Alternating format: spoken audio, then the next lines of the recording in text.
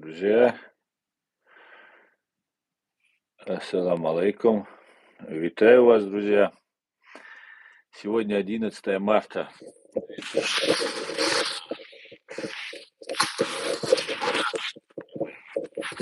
Наушники.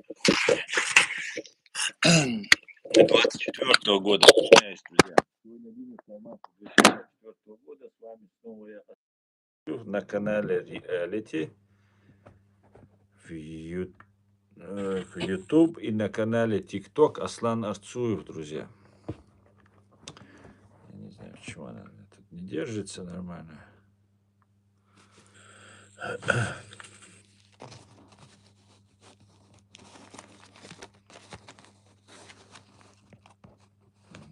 Так вот поставим. Здравствуйте, Шекель, здравствуйте. Так. Друзья, пишите ваши комментарии, ставьте лайки, распространяйте ссылку на наш стрим, пусть больше людей узнает правду. Наш стрим сегодня снова дневной, не запланированный, так что приветствую.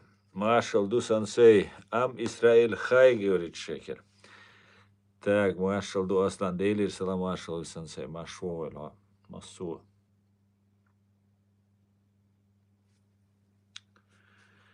Так, сделан.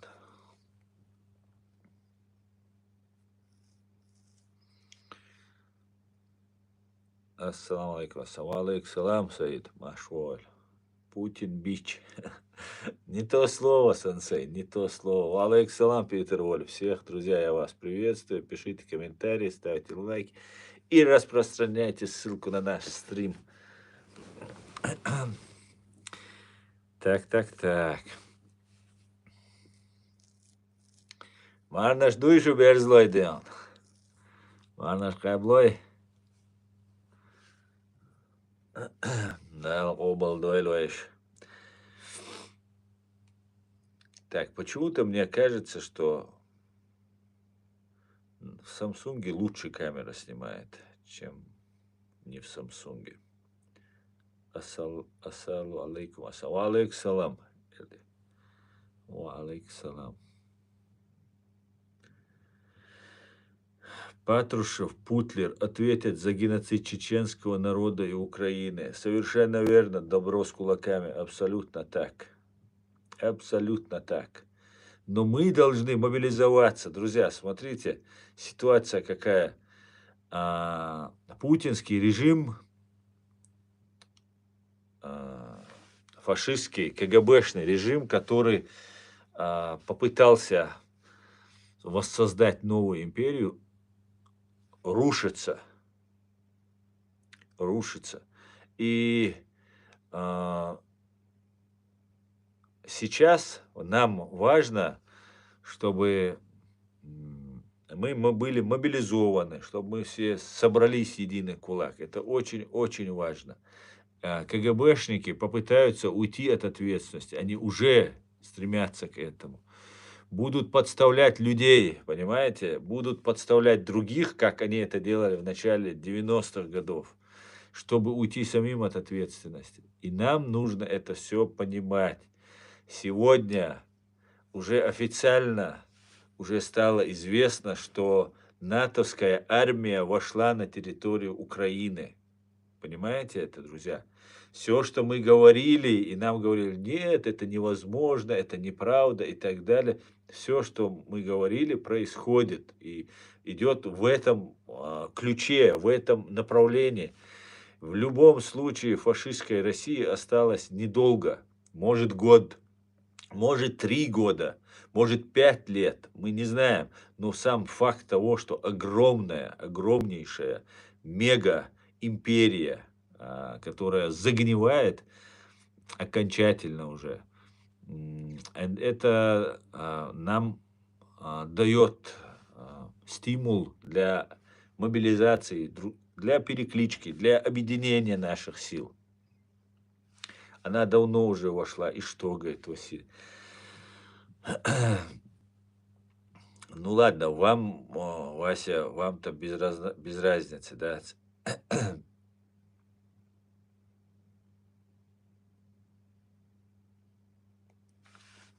Так, что серьезно НАТО Украине? Да, Аарон, НАТО уже одна из стран, ну, Польша, допустим, и не только она, и другие страны, и другие будут, конечно же. Короче говоря, все нормально, друзья, все отлично, все идет по плану, все супер круто, все.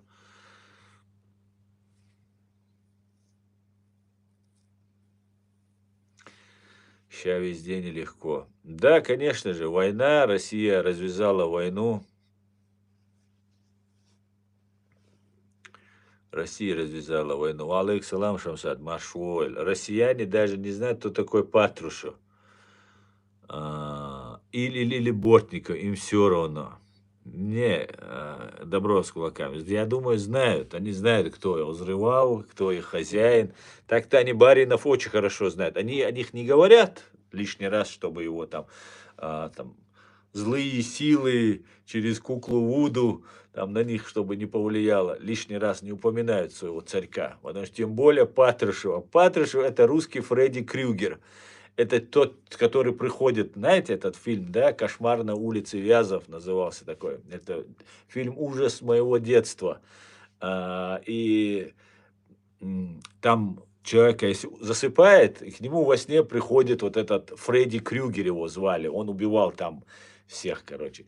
И нужно было не уснуть, потому что если ты засыпаешь, то во сне тебя убивает Фредди Крюгер. Идеально просто. И внешне, и вот по всем вот этим сходствам, по повадкам, что ночью, когда люди спят, Патрушев приходит и взрывает. Просто идеально подходит. Русский Фредди Крюгер Патрушев. Этот человек, ну, может быть, даже опаснее самого вот этого людоеда Путина, потому что, ну, это очень опасно. И самое главное, самое интересное, сейчас стоит вопрос, что от нанесения ядерного удара сейчас натовские войска уже в Украине. Соответственно, натовские войска есть и в Украине. Мы можем ожидать того, что контрнаступление начнется. Может, не через месяц, может быть, через полгода, через год. Но то, что будет контрнаступление, уже как бы очевидно. Свои земли украинцы будут освобождать при помощи Запада, при помощи альянса НАТО. И дальше будет еще большей силой все это развиваться и эскалироваться. И в таком случае русские сейчас пытаются мобилизовать все население. Именно вот вчерашние вот эти теракты, которые должны были произойти, убийство 2 казахов, вот якобы из ИГИЛ, которых ФСБшники, видимо, нейтрализовали, чтобы не продолжать, раз уже такую огласку, публичность получили, их подготовка их к терактам. И теперь, вероятно, ну как бы остается последний козырь, да, это ядерный удар, который Путин, они собираются применить. Но я надеюсь, что они не успеют этого сделать, и только при выходе их подводных лодок или же из шахт ракеты, если будут, они будут уничтожаться на месте. Будем надеяться. Будем надеяться, да. Так, СВД.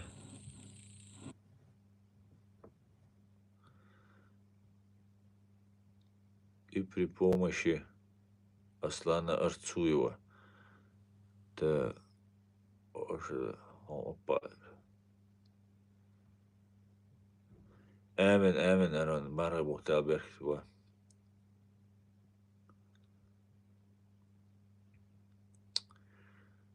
Утюг можно купить в CD-магазинах «Сатурн» и «Колибриум». Как раз мне вот, знаешь, не хватало вот тебя, вот как раз мне нужен. Приди, пожалуйста, погладь меня, я тебе 2 евро заплачу, хорошо? И потом утюг вернешь.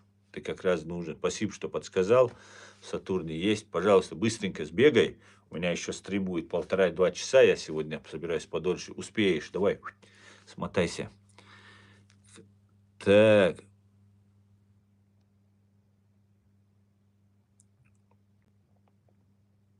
Ты против России, говорит.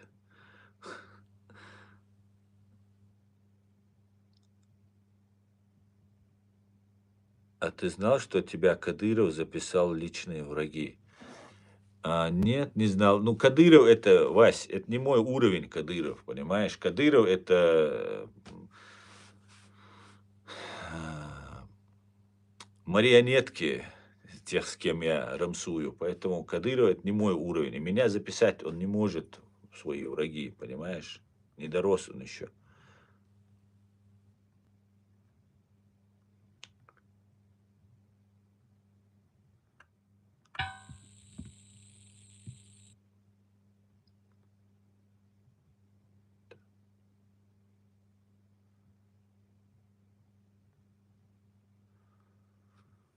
А кто твой уровень? Мой уровень, я его, конечно, не выбирал, но они сами меня выбрали. Патрушев с Путиным, террористическая банда ФСБ. Вот чем я занимаюсь, а не какими-то там отдельными. Да, в целом, конечно, Кадыров такой же, да, но мы занимаемся чуть более важными вещами, чем какие-то там марионетки. Привет, хайпуешь, говорит. Ну, что ты имеешь в виду под хайпом, да? Ассаламу алейкум, Бармалей. Ва алейкум ассалам. Ва алейкум ассалам. Короче говоря, друзья, войны, ну, здесь в основном, конечно, сейчас все вот кто топит, это же, конечно, без сомнений, тролли там и полезные идиоты. Русский народ, в принципе, пребывает в полном шоке и в полном непонимании. Потихонечку русский народ сейчас будут мобилизовать. Пытались это сделать вот вчера, позавчера, вот эти 2 дня, не получилось. Им нужно продолжается мобилизация мусульман, которые проживают в фашистской России, которым не повезло, и оказались в фашистской России. И, по всей видимости, это все будет только еще больше усугубляться, усугубляться. Как-то так, да. Кадыров бич Путина. Да, сенсей. Вітаю, слава свободнички. Героям слава, Максим, вітаю вас.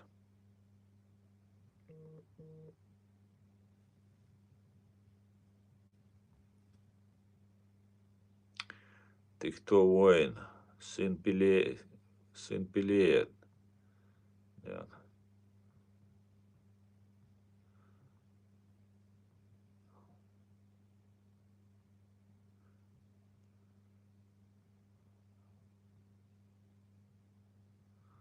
Слава Ичкири. Героям слава, Тамерлан. Так.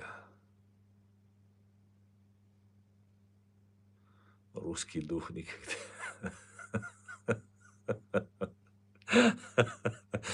Пожалуйста, не рассказывай это украинцам только, хорошо? Сергей Макаров. Русский дух никогда не сломать. И всем вам. Вот ты, да, молодцы, короче. Ты немец или американец? Да? Я чеченский немец, да. Ассаламу алейкум. Ва алейкум салам, Бергман. Русские никогда не сдаются. Да-да, то совершенно верно. Патрушева, Путлера надо толпе отдать. Да-да. Но это уже суд Линча, я с этим, конечно, не могу, как правозащитник, согласиться. Должна быть бумага, и все должно быть по закону, как говорится. А так, конечно же, суда Линча он уже давно переслужил, не то что заслужил.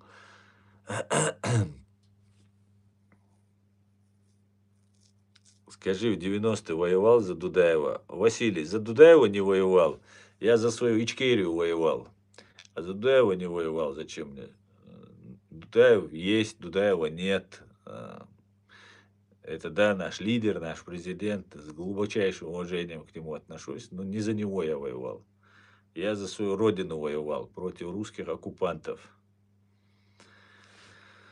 У каждого должна быть позиция, раз так, что же ты держи удар, да. Ты мне, что ли? Американские и немецкие флаги, страны, которые бомбят, ой, ой, этого шнурка отправляют убивать невинных украинцев и погибать самим. А этот шнурок мне рассказывает, что кого-то куда-то Америка отсылает. Сразу понятно, что вас это не касается, вы тролли, сразу понятно. Потому что если вас касалось, вы говорили бы об своей проблеме, а не то, что там где-то, о чем вам телевизор рассказывает.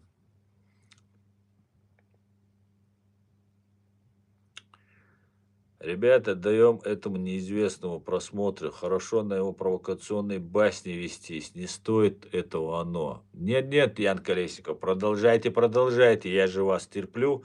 Тогда пишите, пишите. Мне нужно, чтобы вы больше писали, чтобы было больше активности на моем канале. И у меня просмотры прибавляются. В 10 раз все у меня увеличилось. Молодцы, продолжайте.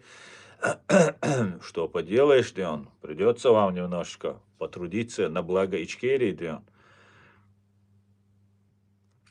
Машу массу Ичкерии, онак энти, эмин темелан.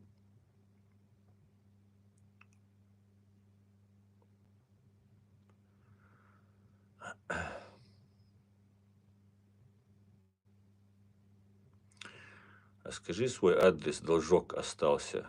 Василий, ну ты думаешь, ты какой-то оригинальный, ты там сейчас спросишь адрес, там я испугаюсь, тебе этого не скажу.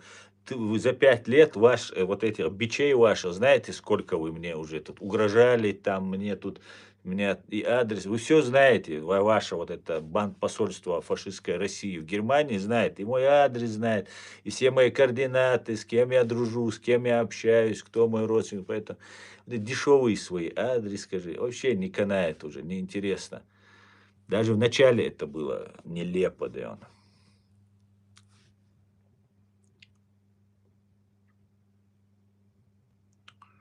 Всех с началом священного месяца Рамадан. Амин, Саво, присоединяюсь, поздравляю всех мусульман с праздником Рамадан с началом.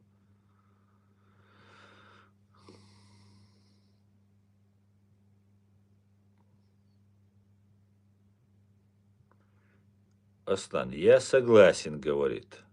Пара Балимова. Сейчас я включу его комментарий, потому что почему-то его YouTube скрыл, этот комментарий. Я согласен, что Кадыров это ублюдок и предатель.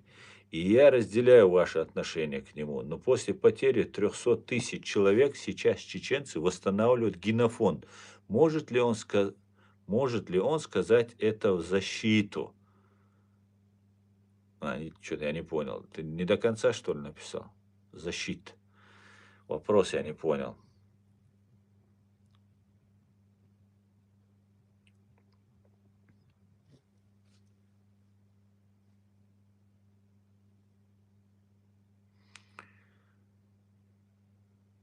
Мархов Шуё.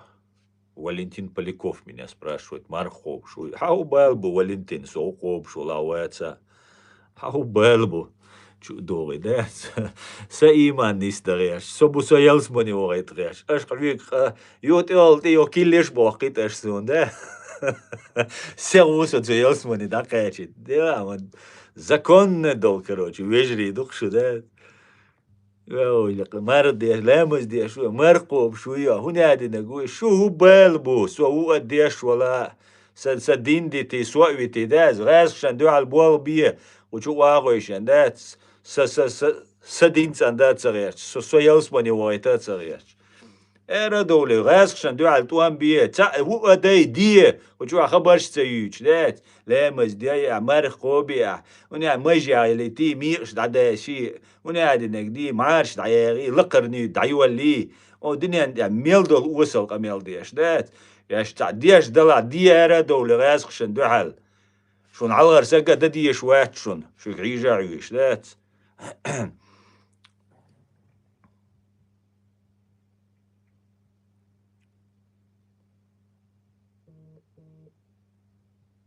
Гамбург большой город, Аснабов? Да, большой. Здесь 2 миллиона населения.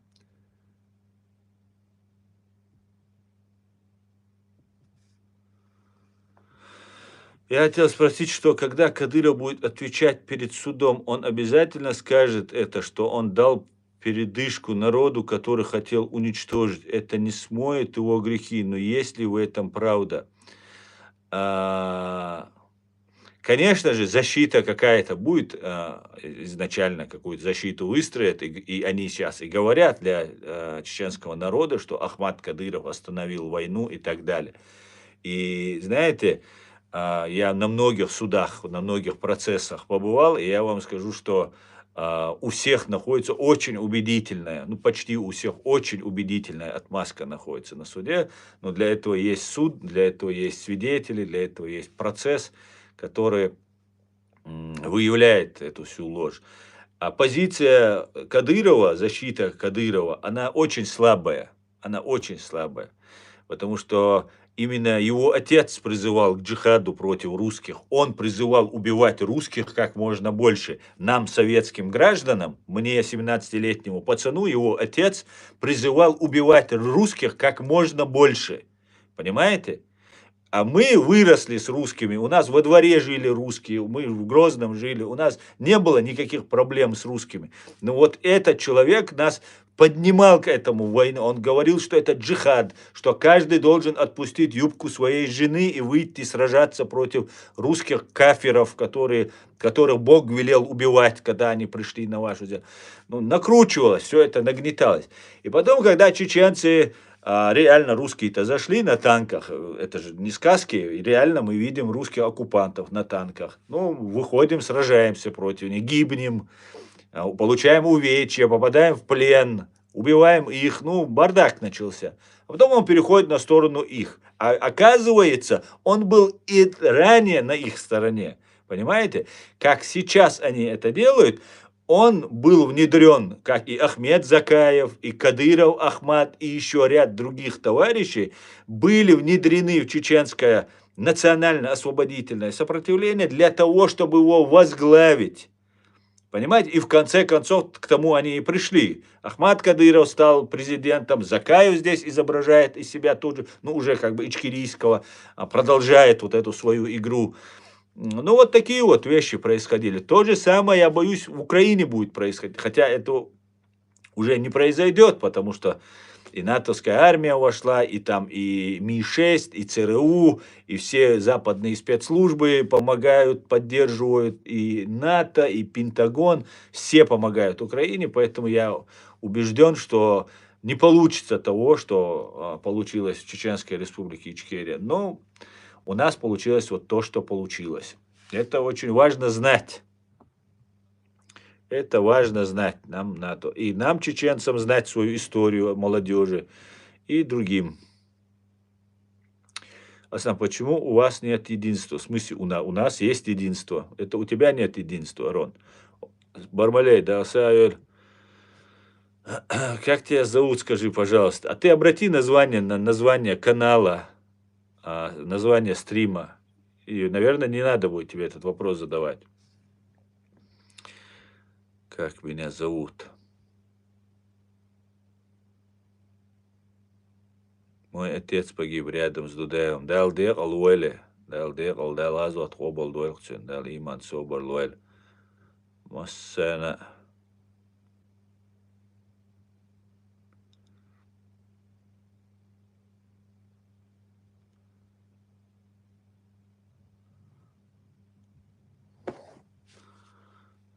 С праздником. С праздником себя поздравил кто-то.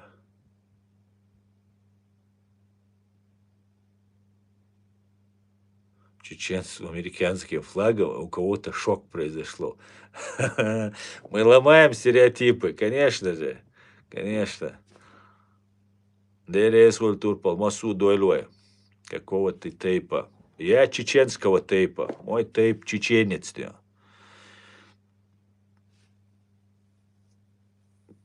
Так.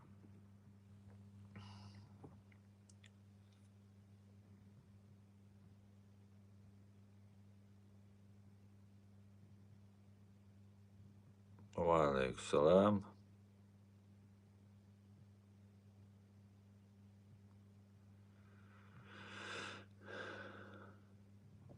Давай, Валентин Поляков, дек аз аминстадеш.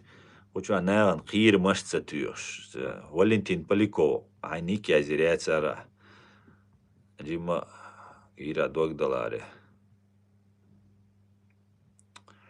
сожалению, в Грузии тоже русские привели к власти предатели. Пока эта раковая опухоль наш сосед, она не даст нам покоя. Надеюсь, Украину никогда не возглавит гауляйтер Арестович или ему подобное. Ну, Арестовича я, конечно, очень... один из первых его разоблачал, Арестовича. Сейчас я могу сказать, что Арестовича мы трогать не будем, он уже в нужном направлении дал дёру, поэтому пусть работает на благо западного мира, да он.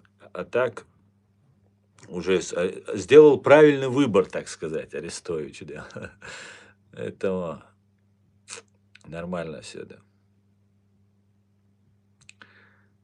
Я тоже думал, что Украина... Ну, так, ладно, с праздничком, Денфикс, да, с праздником тебя, с днем 8 марта. Рамзан Ахмадович интересовался тобой, говорит, Чародинец 05, ты он. С какой целью интересуешься? Ассаламу алейкум, алейкум салам.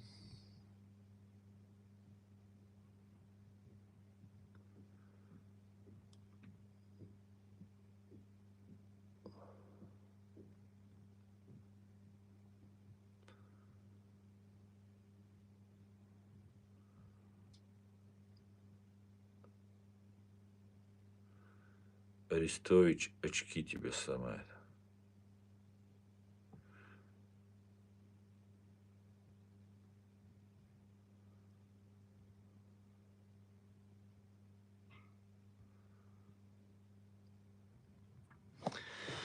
Так, друзья, ставьте лайки, распространяйте ссылку. Большой привет из Израиля. Шалом, Израиль, приветствую. Чеченец, нет такого тейпа. Есть моя национальность, нохчи, понимаешь? Я нашхо, тейп у меня нашхо. Но ровным счетом не имеет значения. Мы все чеченцы, граждане Чеченской Республики Ичкерия. И все знают мой тейп. Ты единственный, кто не знал этого. Что скажешь про Америку? Господи, благослови Америку, я скажу. Вот что я скажу.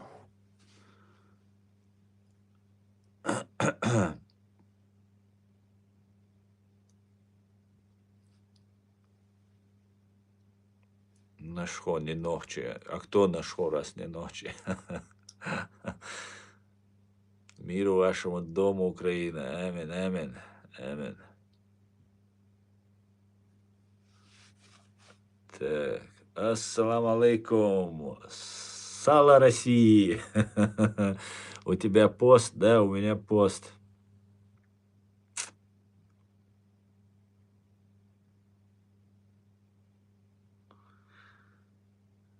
Так. Ассаламу алейкум, алейкум салам. Почему Чечня относится плохо к Израилю? Ну, я не знаю, почему Чечня относится, но чеченцы не относятся к Израилю плохо, только пророссийские и необразованные люди могут относиться к Израилю плохо. Израиль — это передовая страна, демократия, развитая, технологически развитая, гуманитарно развитая, социально развитое государство, которое в пустыне превратило оазис, пустыню в оазис превратило. Правда, им жить не дают арабские империалисты, как русские империалисты не дают нам жить. Но я думаю, уже все, и арабский мир уже многие поняли, что и фашистская Россия загнивает. Потихоньку мир наладится. Сейчас только суд над КГБ сделаем и заживем даем по-людски. Маш Уоль Аслан, Цахуман ответ Лу Аслан, Халделаха. Бой за сун, бой за маршал Хуйлон, бегарду. Қич са стримш кажан дуку бить на у нас ина. Так, вычвал темиша бошвик, и вообще от моря хильвиш уйтиш алхи чунса. Так,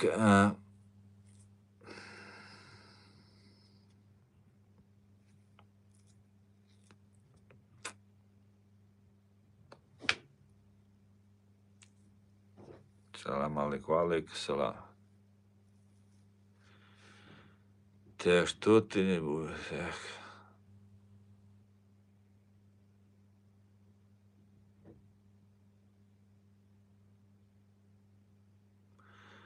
Ой, диез бош, ой, цедиш, деда, ой.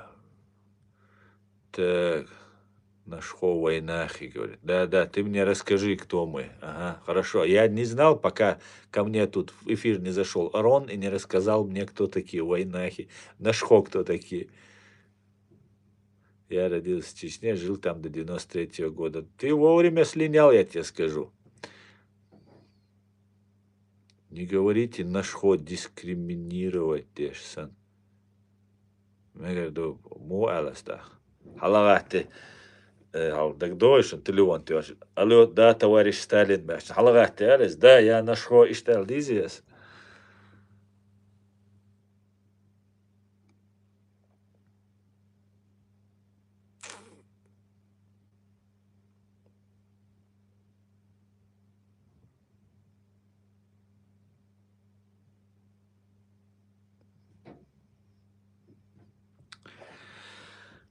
Сначала месяц Рамадан, да, Ахмед, у тебя почти все пророки были евреи, это правда? Ну, наверное, если ты изучал историю, наверное, ты знаешь, кроме Мухаммада, да или Салам Олджан, все были евреями.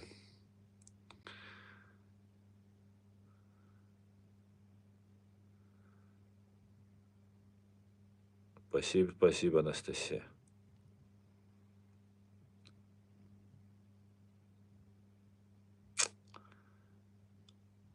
На шхотейп ходит много тейпов. На шхотейп не могут ходить много тейпов, потому что в тейп не ходят тейпы. Есть Гарри, есть Тухумы, но ходят. Йоу, куда? Ваше Величество, ночи уй эл, йоу, гамел да дешли. Айнза амцевина, илк амцединон.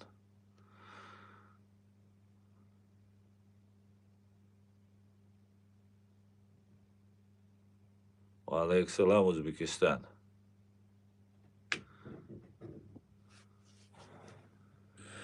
Я терплю и уважаю Нохча. Нохч Нашхо. Ну, ой, гунца до ушам уважает. Хаздыца.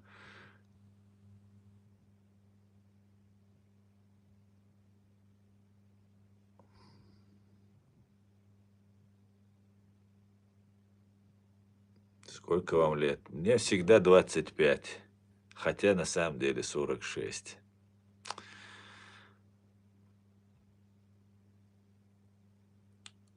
Ты сам кто? Аллах прости. Так, Нагайный узбек. Вот так.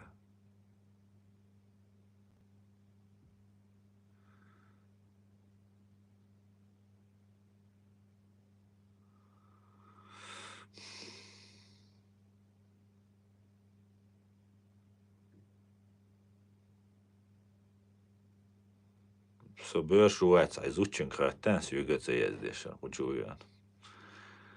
Амелия, ачуян, гусь. Бешуй уэци. А улиш само она гучавали гайтиш, со бешуац. Я мартешем бехам би поеденам, да это шо.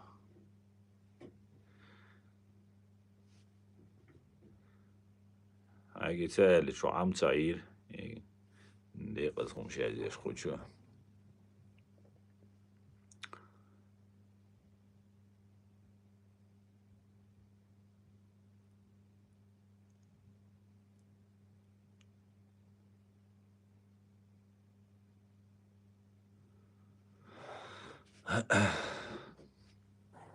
Я дала бы 18.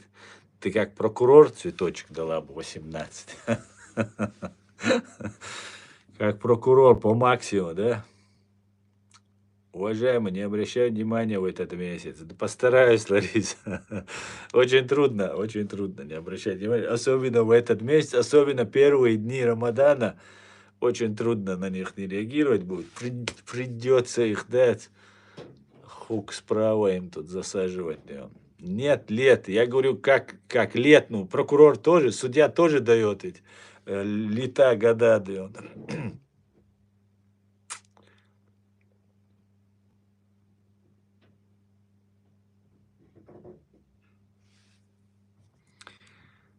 Ну да, все бантуол, отцаш. Войны, да, до первого бана, да.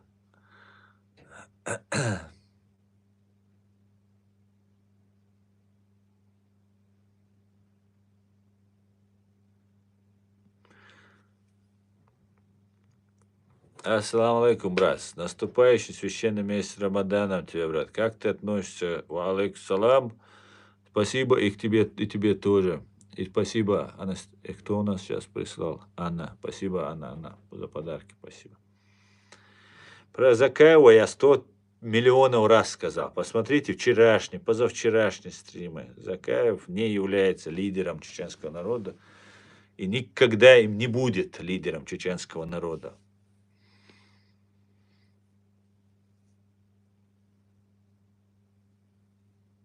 И все войны из-за из-за русского империализма. Все войны идут из-за российского и русского империализма.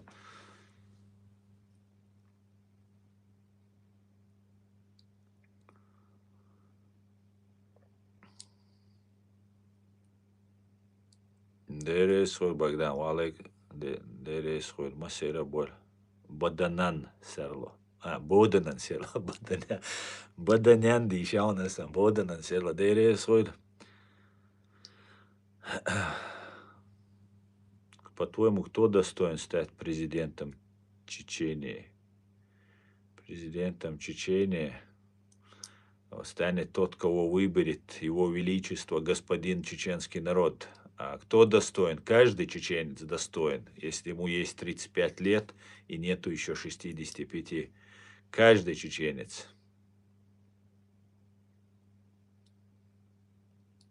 Война в Газе тоже из-за русского империализма, говорит Игорь Цуркан. Игорь Цуркан, зря ты, конечно, начал эту тему. Конечно же, конечно же.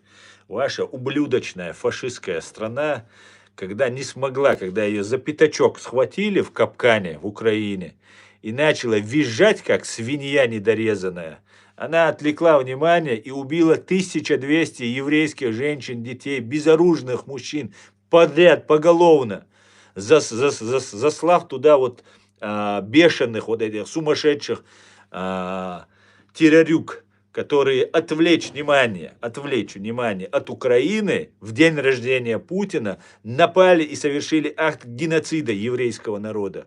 С окончания Второй мировой войны первый акт геноцида. Просто за то, что евреи их убивали. И это было сделано по приказу вашего Путина, вашей фашистской КГБ. Понимаете? Вы жестоко просчитались. От безысходности, конечно, вы это сделали. От безысходности. Но вы жестоко просчитались. Очень жестоко. И за все ответите. И за евреев ответите, и за чеченцев ответите, и за украинцев ответите, и за сирийцев ответите, и за грузин, и за всех остальных ответите. Да, мула.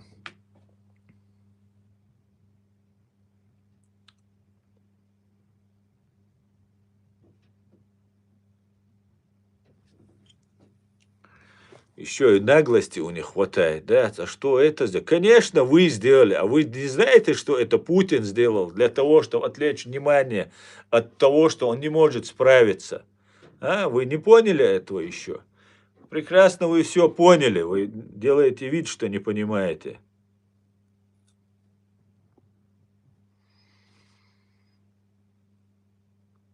Хамас это варвары. Путин ни при чем в нападении на Газу. Александр, абсолютная наглая ложь. Нападение на Газу мы не говорим. Мы говорим нападение на Израиль. Давайте с этого начнем. Почему сейчас бомбят? Я категорически против того, чтобы сейчас бомбили, неизбирательно убивали мирных населения арабов Палестины, сектора Газа. Категорически против.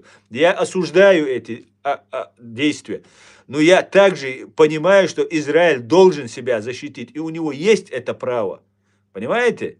В 1999 году Путин и Патрушев взорвали своих русских, чтобы обвинить в этом нас.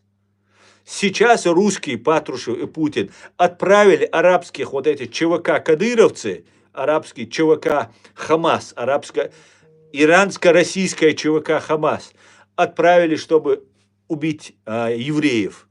Просто чтобы совершить вот это зло. Во всем виновата Россия, во всем виновата ФСБ и ГРУ, которые это совершили. Не надо нам рассказывать сказки. Мы все знаем, мы все наблюдаем, фиксируем, анализируем. Понимаете? Когда, когда вы совершили террористический акт против своих женщин, детей и стариков в Рязани, когда вы рязанский сахар якобы подкладывали, и вас поймали тогда с поличным, а до этого взорвали еще 4 дома ваши доблестные ФСБшники, тогда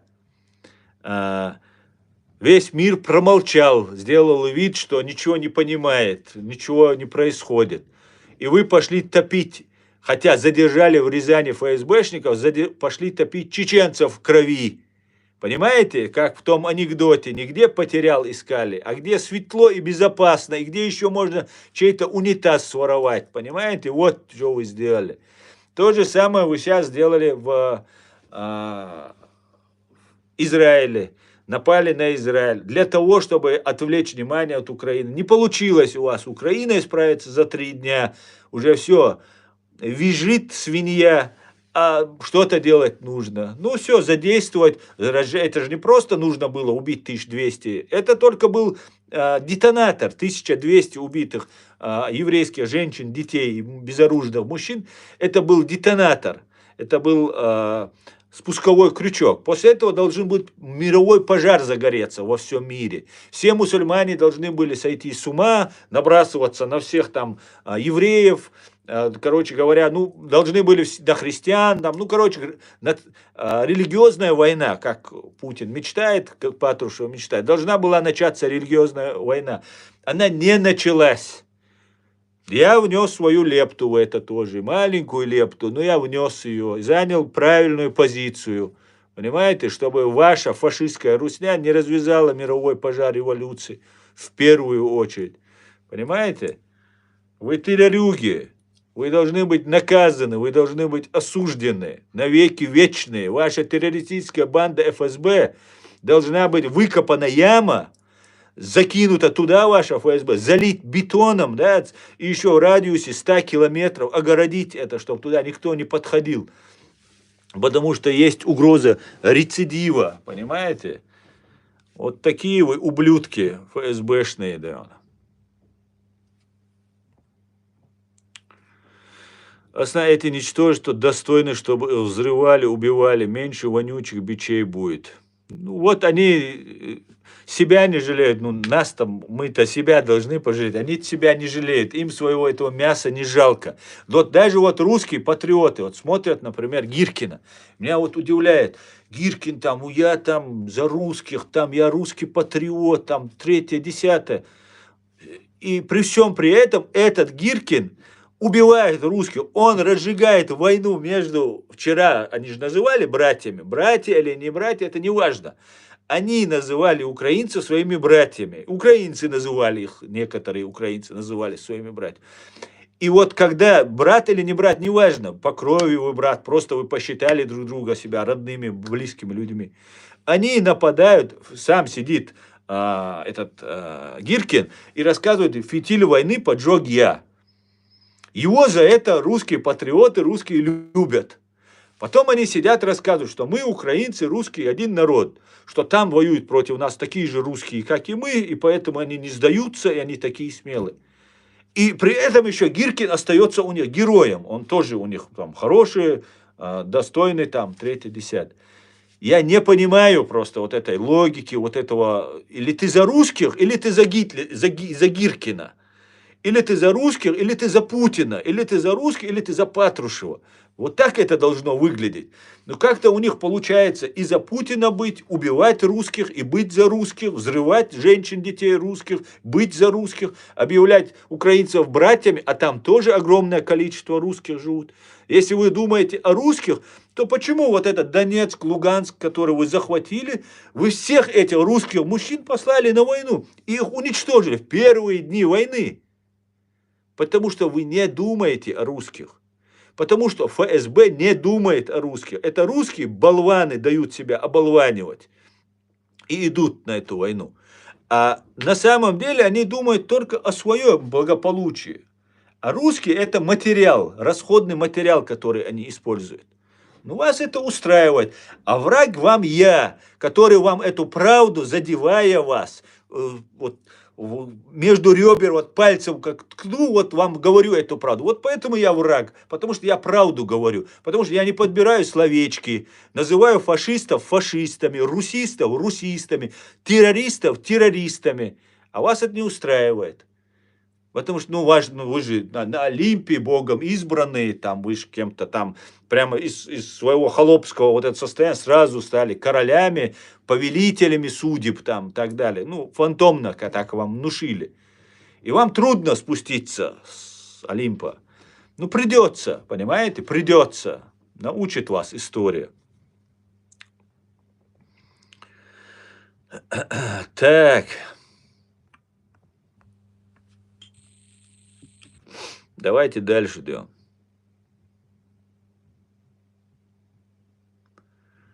Путин бич Кадырова. Бич Ахмат был бичом. Сансею понравилось выражение бич, да.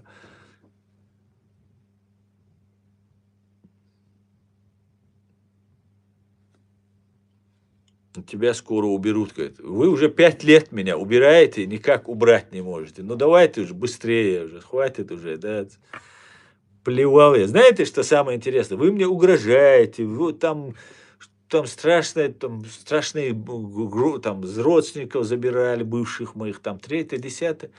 Самое главное, за это все время вы не можете нисколечко, вот честное слово, внушить мне страха.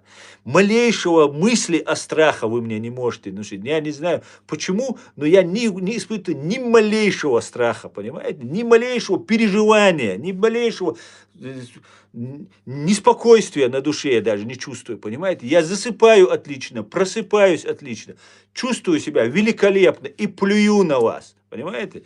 И на смерть плюю, понимаете? Плевал я. Так вот Бог распорядился, дал он мне такую возможность, понимаете? Не испытывать ни малейшего волнения. Ублюдины вы такие, Деон.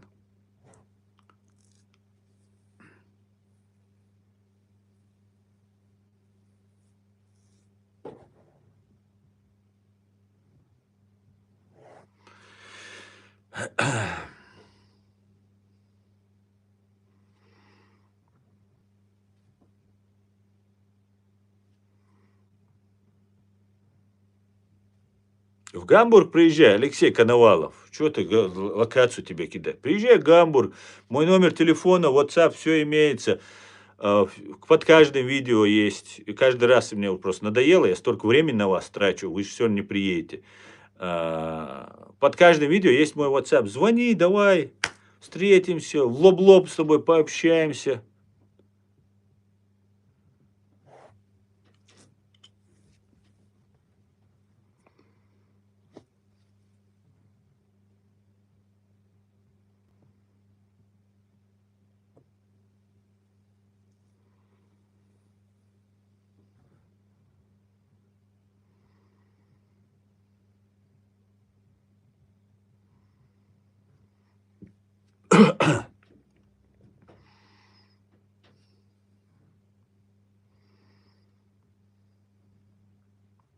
Чего-то тут закипятились, да, вечушки, да.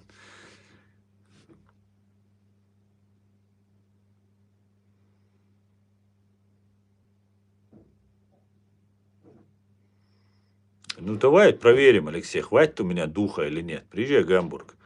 Давай, набери просто, у меня номер в WhatsApp есть, набери, давай проверим. А то мне кадыровцы постоянно грозятся, не могут приехать. Ну, давай, русский Витязь, Лёшка, давай, я тебе покажу. Я на вашей территории вам показывал, а я на своей территории вам сейчас буду показывать. Давай, приезжай. Я на вашей территории, оккупированной Ичкерии, и в Москве, и в России вам показывал. Давай я здесь тебе покажу. С удовольствием. Давно мечтаю вам показать. У меня здесь волки сидят просто, не знают, кого загрызть, да? Голодные сидят. Рамадан начался. Как раз не хватает. Давай, подтягивайтесь.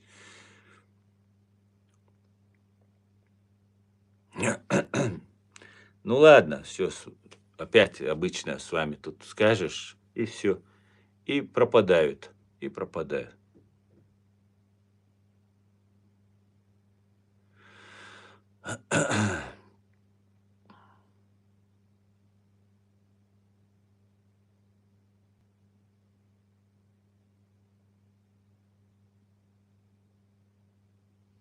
Так, ладно, короче, болтуны тут, оказывается. Никто не собирается ехать, да. Сидят где-то там у себя. Спасибо, Гилберт, спасибо.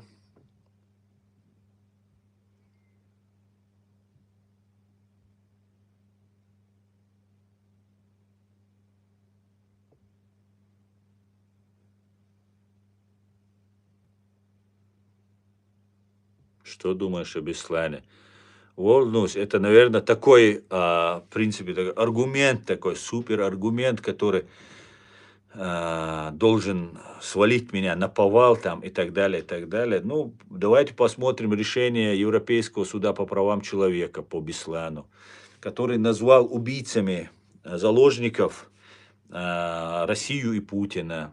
Матери Беслана, которые выходят, организация есть такая, Матери Беслана, которые выходят 3 сентября на акцию, где пишут «Путин, палач Беслана», в майках выходят они в таких. Что еще рассказать? 225 школ чеченских, которые вы уничтожили, и 226-я школа, которая была в Беслане, где погибло 186 детей, когда ваши русские из танков и огнеметов «Шмель» их расстреливали и убивали. А до этого вы уничтожили 225 чеченских школ, то есть убили 42 тысячи чеченских детей. И после этого кавказские бойцы взяли школу, которую я не одобряю и считаю это актом отчаяния, который был с их стороны. Они взяли эту школу и попросили не убивать больше наших детей. А вы вместо этого убили всех их там вместе взятых, а потом продолжили убивать чеченских детей. Вот что вы. У вас вообще какое право есть сидеть и там, мне за Беслан что-то говорить? Осетин мне может сказать за Беслан. Хотя, опять же, я ему объясню так же, как вам, и все вопросы к русским. Потому что осетины были форпостом русских на Кавказе. С Беслане пытали, убивали ингушей, осетина, так называемым осетино-ингушского, на самом деле, провокация, российская ФСБшная провокация против ингушей 92 года. И осетины с Моздока, самолеты взлетали. И потом осетины получили благодарность от русских. Они просто из огнеметов и танков расстреляли, когда пришли бандиты, да, как они их называют, и сказали: вот мы ваших детей держим, только вы наших прекратите убивать. Они взяли всех, их уничтожили. И детей, и женщин, и бандитов, и террористов, и всех, кого можно было. Вот они вы какие, понимаешь? А вы нам какой, вы хотите рассказать нам о каком-то там, я не знаю, Беслане, нас что-то виноватыми выставить. Вы убили 30% наших граждан. Это только вот сейчас, вот в эту войну. Вы убили на протяжении истории всего. Вот в 1944 году вы убили 60-70%. Вы можете себе представить? Мы только-только пришли в себя, ваш Советский Союз развалился, мы, советские граждане, думали, вы наши братья, там, ну как сейчас украинцы думали. Я украинцев предупреждал, потому что мы также думали. Мы думали, они наши братья, советские граждане, живем в одной стране, живем по соседству, не будут они нас бомбить. Наши грозненские русские не верили, что вы нас бомбить будете. Мы, чеченцы, даже не верили, что вы нас бомбить будете. Понимаете? А вот вы такие ублюдки. Вы всем говорите, что братья, а потом начинаете бомбить. Наша вина была, что Советский Союз развалился, и мы создали свое государство. Все, наша вина заключалась только в этом. Мы боролись, хотели этой своей свободы и страны независимой, свободной, и получили эту страну.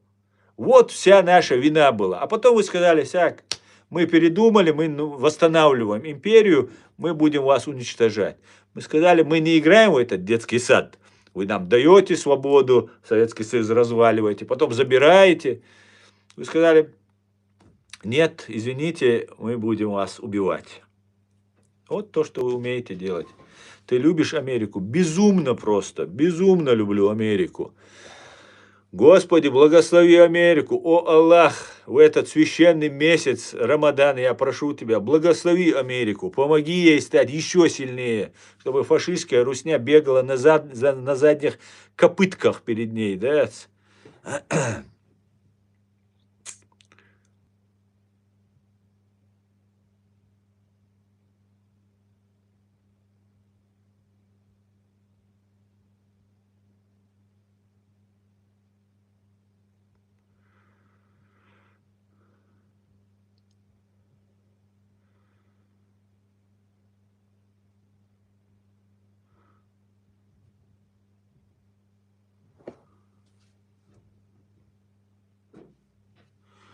Так, друзья, нас сейчас смотрит 1578 человек и всего лишь 19 лайков. Неужели вы не поставите? Вот и 1500 человек, 19. Я понимаю, что это опасно, да. Ну, чтобы не все живут в фашистской России, да.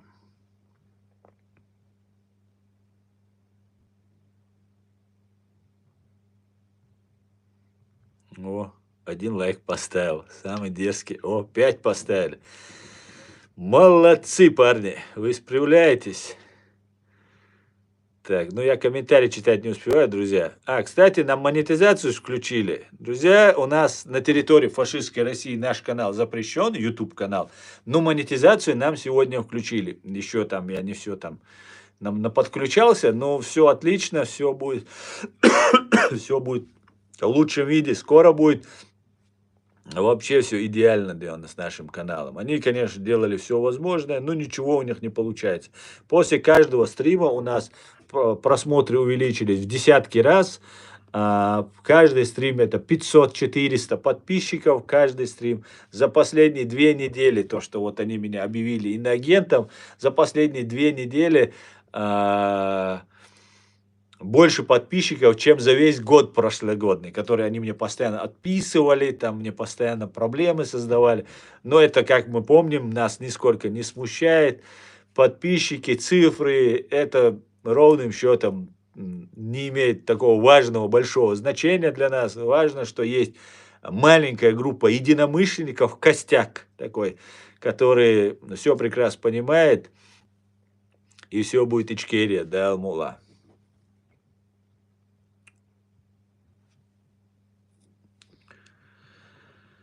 Так, где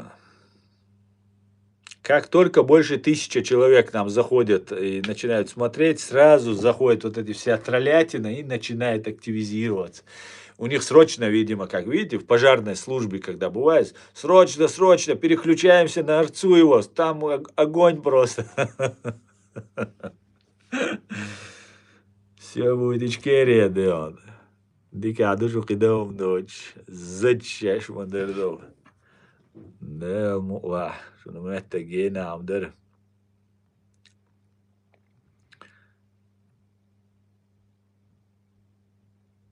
Рапсияне, мы все роняли, ваша слава России. Узбогойтесь, пофиг, фан-фан. Присоединяюсь, фан-фан.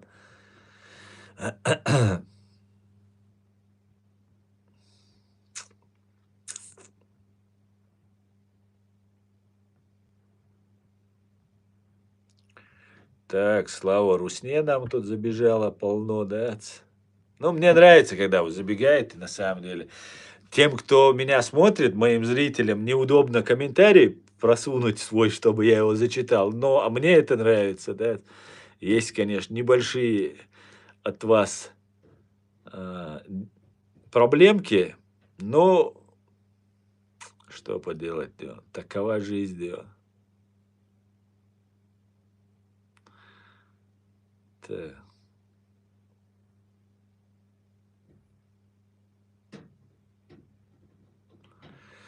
Слава Ичкерию! Героям слава! Ассаламу алейкум! Алейкум ассалам! Ты забыл, Америка отказала помочь Чечне, когда Украина и в это время Украина убивала наш народ. Давай на USA ООН. Ты давай, ты такой умный, самый умный. И вот самого умного я самого первого забаню. Я просто не люблю вот эти дешевые вот эти болтологии, да. там это сделала, там Америка то сделала, все сделала. Хорошо. Слава Ичкерии, героям слава, ассаламу алейкум, ва алейкум салам.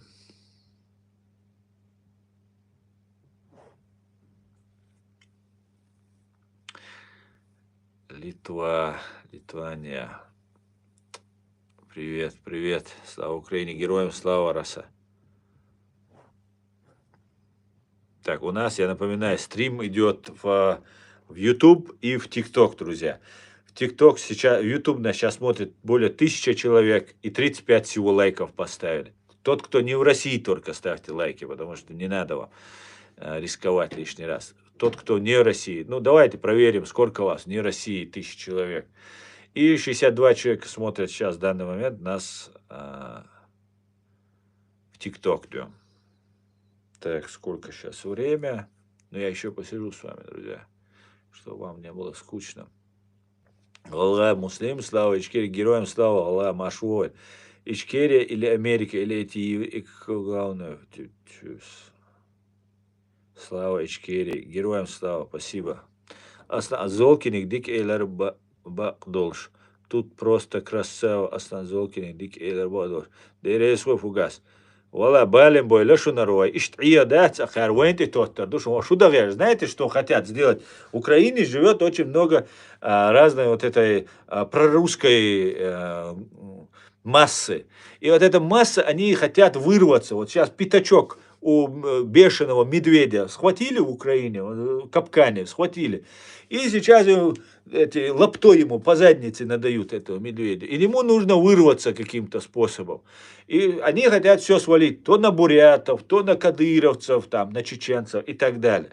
И разные политические деятели, такие как Арестович, Геращенко, Подоляк, Буданов, вот эти товарищи, они всячески пытались переключить внимание на чеченцев, на Ичкерию.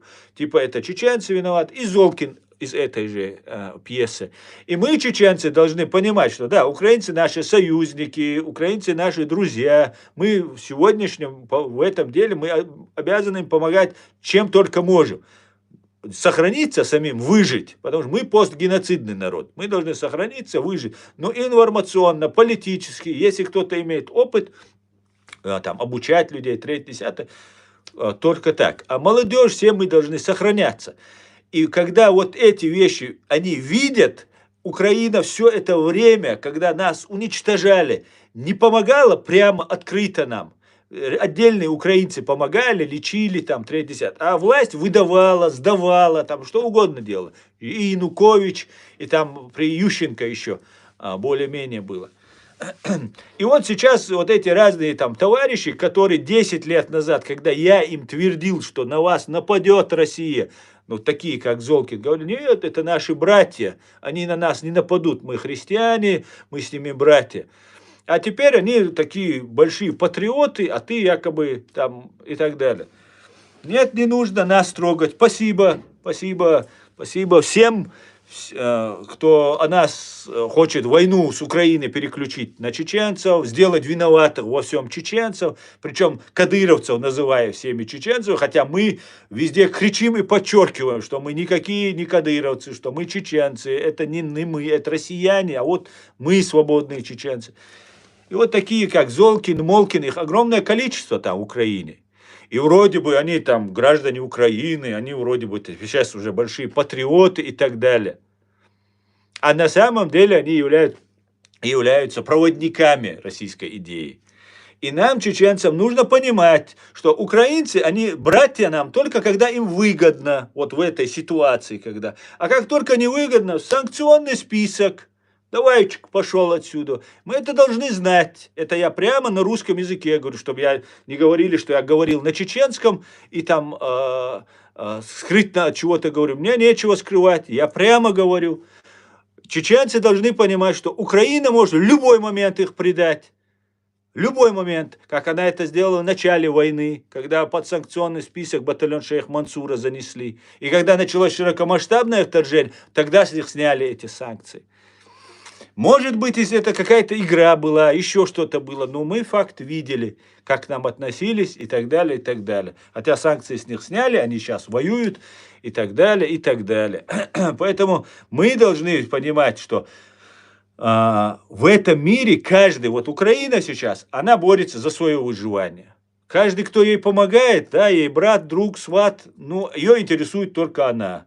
Точно так же нас, чеченцев, должно интересовать превыше всего национальный интерес чеченского народа. Если какой-то Буданов, начальник ГУР, посчитает, что ему как-то там выгодно переключить внимание на чеченцев, протянуть Закаева в Украину, наделить его там какими-то там видимостью атрибутики, чтобы собрать там, и потом поднять чеченцев, чтобы всю эту войну переключить на чеченцев, я говорю, что я с этим не согласен. Мы постгеноцидный народ, и нам нужна поддержка, хотя бы сотая, хотя бы тысячная, что оказывается Украине. Нас нужно признать. Верховная Рада признала нас, президент еще не подписал. Америка нас еще не признала, ООН мы еще не заседаем, наш человек, наше представительство, ООН до сих пор не сидит. Поэтому нужно эти вещи аккуратненько подходить, взвешенно подходить.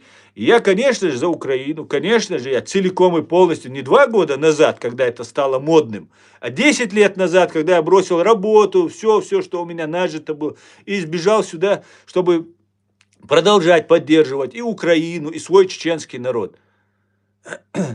И мы должны понимать, что мы должны учитывать интерес. Украина, Буданов, например, Геращенко. Когда я объявляю Геращенко врага чеченским народом, вместо того, чтобы перестать быть врагом чеченского народа, Геращенко засылает в СБУ, потому что он, я уверен, представляет именно СБУ, засылает мне какую-то украинскую бабу, которая начинает рассказывать, что у меня бизнесы в Москве там, и в Грозном находятся, бывшем Грозном, ныне оккупированном Джахаре, что не является абсолютной несоответствием действительности, не является правдой.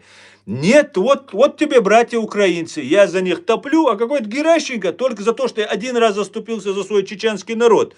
Я за свой чеченский народ, Геращенко, и буду за него при любых обстоятельствах. Меня начинают поливать грязью, меня ФСБ поливает грязью, выносят санкционные списки, возбуждают терроризмы, все уголовные дела, родственников пытают, и Украина начинает такую же ерунду мне делать. Геращенко, я вас всех знаю, Подоляк, Геращенко, Буданов, Арестович. Арестович сейчас в правильном направлении, пока его не будем трогать. Да? Вот эти 3 чувака, да, еще действующие в Украине сидят. Поэтому эти вещи мы должны говорить, мы должны доносить до чеченцев, чтобы чеченцы понимали, что в этом мире только мы, чеченцы, есть друг другу. Все остальные могут быть временными союзниками, долгосрочными союзниками, друзьями могут быть, а могут быть конкурентами и оппонентами в любой момент. Поэтому это должны понимать. Как-то так, да? Просто вспомнил про этого Золкина и вот это все рассказал, чтобы моя позиция была ясна. Знаете, что делают? Я, например, говорю, чеченцы не должны воевать в Украине ни с этой стороны, ни с той стороны. С той стороны это террористы и предатели, а с этой стороны чеченцы должны собраться. Если Украина признает Чеченскую республику Ичкерия, президент признает, откроет посольство, не симулятор Закаев, который сдавал Ичкерию, а настоящий вот президиум правительства, единственная легитимная законная чеченская власть, которая все эти годы стоит на страже интересов чеченского народа и государства, это наш президиум правительства Чеченской республики Ичкерия, которому визу в Украину не дают пока. Вот по какой-то причине украинская власть посчитала, что она хочет иметь дело с Закаевщиной. Ну, мы делаем выводы. И поэтому мы говорим, так, чеченцы, не едьте в эту войну. Да, кто хочет ехать, профессионал, кто опыт имеет, это не вопрос. Эти люди нужны. Молодежи, я говорю, не едьте. Но получайте знания, набирайте сил, объединяемся. Нам еще придется много что делать у себя в стране. Еще делать. Они вырезают эти кусочки и отправляют там СБУ, там ГУР, там куда они, там депутатов. Он говорит не помогать Украине, не делать ничего Украине. Сидит Золкин и говорит, а ты помог чем-нибудь ЗСУ там или батальону шейха Мансура там и так далее. А ты, Золкин, чем помог-то? Ёп, извиняюсь-то, твою мать-то, а? Ты чем помог Ичкерии моей, а? Как у вас хватает язык задавать мне такие вещи? А ты помог? А? Ты 2 года назад только начал этой ерундой заниматься, у этих пленных интервью брать. А все это время где ты был, Золкин и Золкина подобные? Мы за вас топили, пока вы там прорусские там темы толкали, бабки зарабатывали. Или в тюрьме сидели, людей убивали, да, и в тюрьме сидели. Как-то так, да. И вот такие вот вещи они вырывают из контекста и нам предъявляют разные такие вещи, чтобы нас дискредитировать. Ну, всякое бывает, да. Да, Люзель, Денис, да, Люзель, Машоль. Так. Царь-царевич говорит, страх в глазах. Главное сказать, да, что у меня страх в глазах. Волкам впадлу впрягаться за Россию, босс-сенсейс. Абсолютно, да.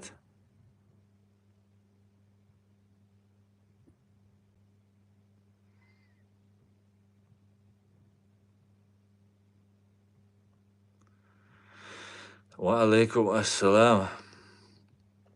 Как ты относишься к евреям? А ты еще не в теме, что ли? Ты еще не знаешь? Ты давай, ты все пропустил, Диана.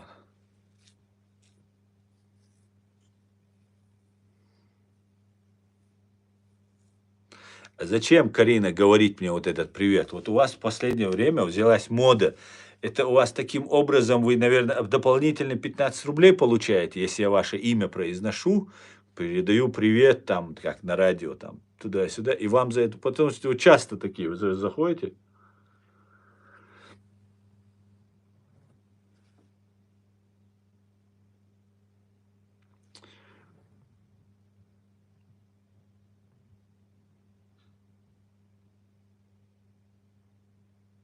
Ва алейкум салам.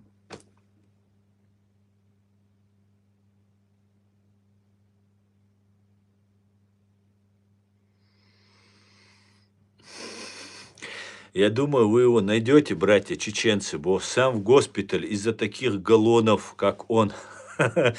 Передаю большой привет таким галлонам, как я, которые отправили тебя в этот госпиталь, Дион. И знаешь, мне очень всегда нравится, когда вы, русские витязи, великие завоеватели всего мира, обращаетесь к чеченцам, когда нужно что-то решить. Неужели у вас русского витязя не нашлось, который пришел бы ко мне и разобрался со мной, а? Ну почему вы отправляете вот этих чужих нерусских, да? Придите сами, да, покажите витязи, покажите, где вы, нарисуйтесь, русские витязи, объявитесь, а? Ну где вы, а? Появись хоть один разочек, да, одним глазом, чтобы я тебя увидел, да, на расстоянии 800 метров мне хватит, просто одним глазом тебя засечь. Все, Леон.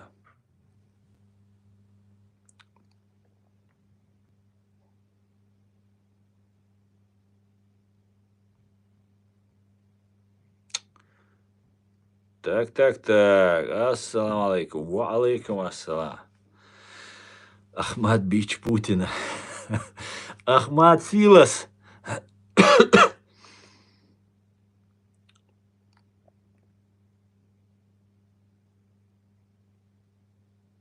Так.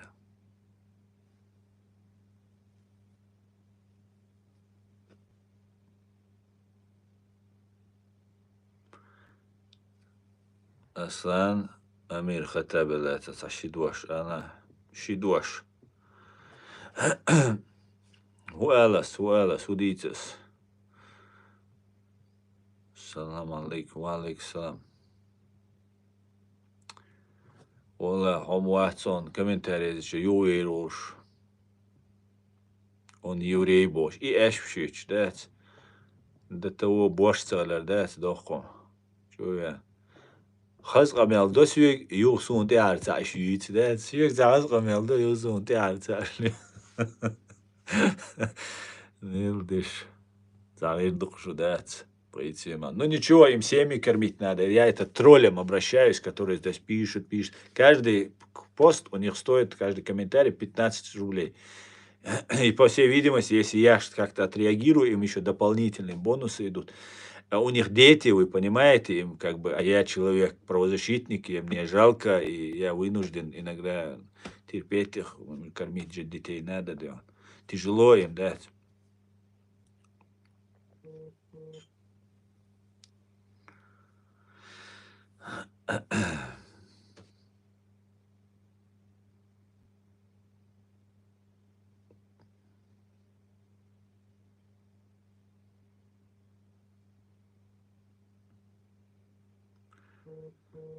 Ян Колесников, который только что меня оскорблял, теперь говорит, кто моих родственников задерживал и так далее. Ян, не хочу я тебе отвечать. Да. Марх, Шмулса.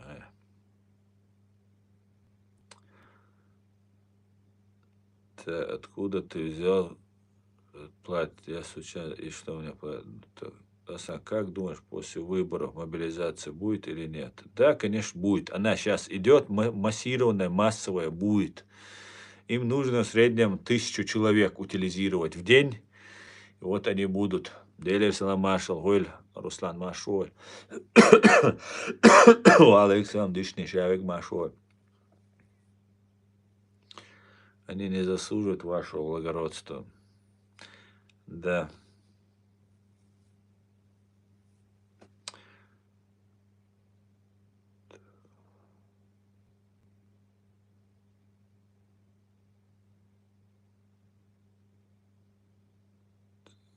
Хомичау, Унбара. Пойдем будем воевать за Путина, за Русню, Дион. Не. Нет, давай сам ты как-нибудь, я тут побуду, да. Слава великой нации Украины, слава за свой, героям слава. Ассаламу алейкум, брат. Ва алейкум ассалам.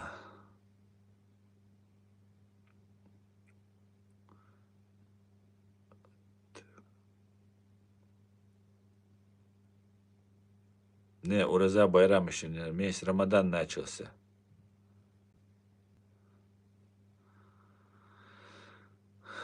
Где это был в феврале 2014 года? В смысле? Ты весь месяц тебе расписать? Или конкретно ты хочешь день, дату, может, часы ты хочешь знать? Или тебе вот за весь февраль 2014 года мне надо расписать весь? А? Скажешь как?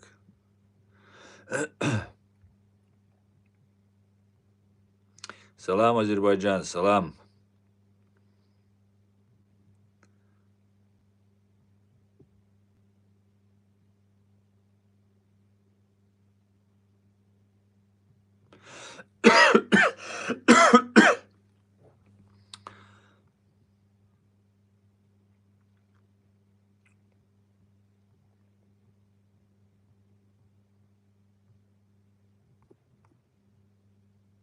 Салам, Садыгея, салам, Адыгея.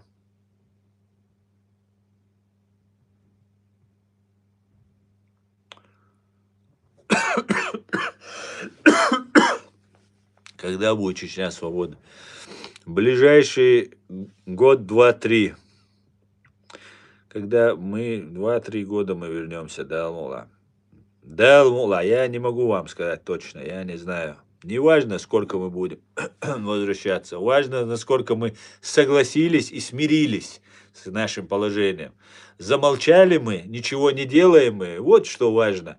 А то, что когда мы вернемся, какая разница, через год это произойдет или через 10 лет. Но если мы будем ничего не делать, это может и 20, и 50 лет продлиться. А нужно что-то делать. А так, когда мы вернемся? Когда мы что-то сделаем, тогда мы и вернемся. Как-то так, да.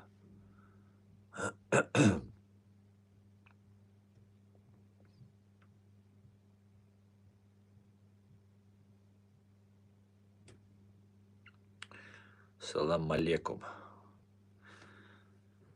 Что скажешь про Адыгею? Что конкретно сказать?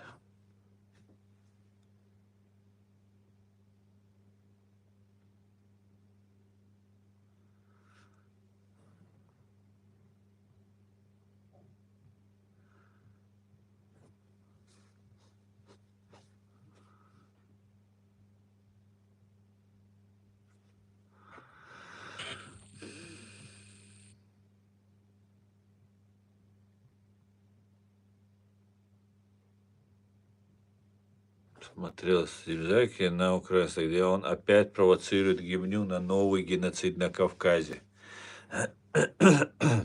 Да, отрабатывает, да, отрабатывает. Ассаламу алейкум. Зачем ты прославляешь, носишь флаг на голове? Это не красит мусульманина. Не красит Назим Тучиев. Быть россиянином и быть подхолопным. Вот что не красит. А Америка– это дом мусульман. Там очень много живут и очень себя комфортно чувствуют мусульмане. Мусульман Америка защищала и защищает, если их права ущемляются. Так, на всякий случай. А если ты этого не знаешь, то вообще и меня удивляет, когда россияне это говорят. Если бы кто-то там другой возмущался бы, я бы с ним еще что-то доказывал бы и не так удивлялся. Меня удивляет, когда россияне говорят про Америку что-то. Вам нужно рот закрыть и вообще спрятаться где-то в кустишки спрятаться и там сидеть. О чем вы говорите?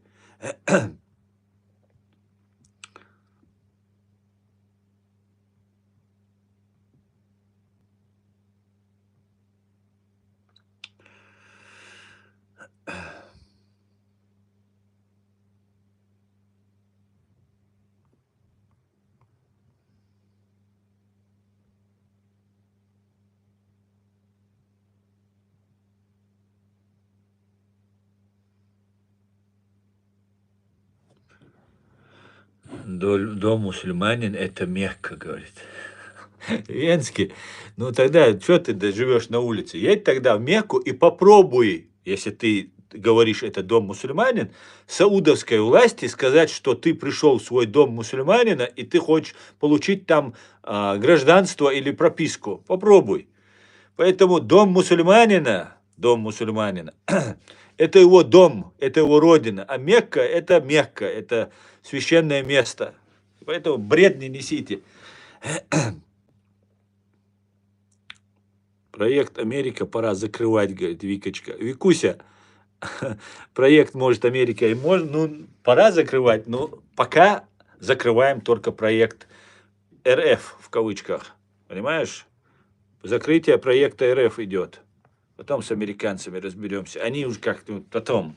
Сейчас пока займемся Америкой, займемся Россией, да. Закрытием проекта Россия, да, РФ.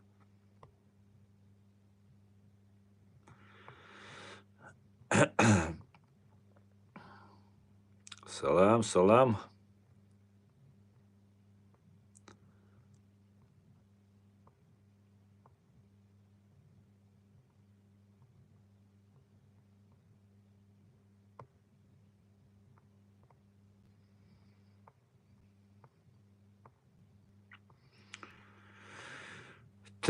Так. Ну что?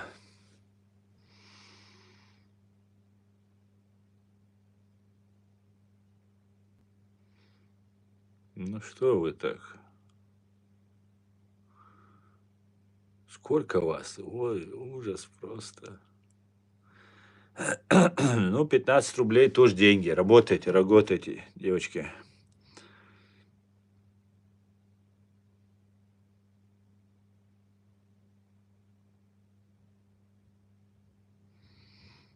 Пишут, даже не задумываются, лишь бы написать. Да, забить нужно, забить. Ты еще тут не смотришь, ты там смотришь, в ТикТок, а тут в YouTube вообще здесь просто как пропеллер они иногда крутят эти комментарии. Не успеваю даже.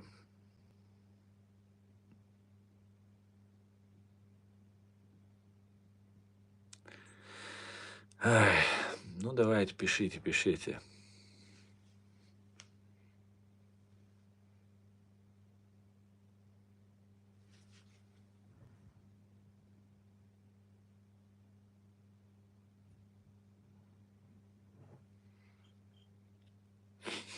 О, вы даете.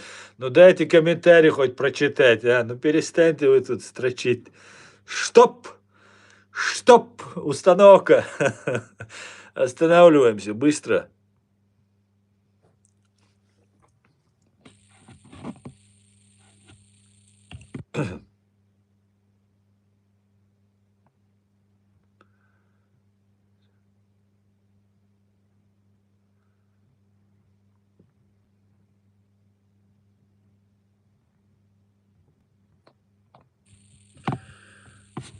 Стоп, я вам сказал, да. Ну нет, не остановится.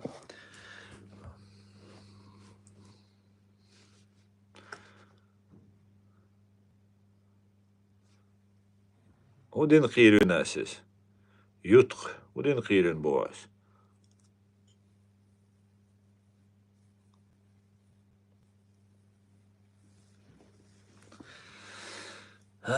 Так, вся жизнь в ТикТоке, тебе не стыдно без дела сидеть, говорит. Почему без дела? Смотри, все вот эти тролли, которые пишут, получают 15 рублей. Потом они мне переводят 30% от своего доста, по-моему, так, Ахмат фонд у них. Вот это общак, ФСБшный общак Ахмат у них забирает 30%, по-моему. Ну, я могу ошибаться. Ну, короче, мне 30% они будут пересылать, грубо говоря. А ты говоришь, я не работаю. Как это я не работаю? Вот смотри, сколько, 779 человек. Человек 700, наверное, пишут, которые.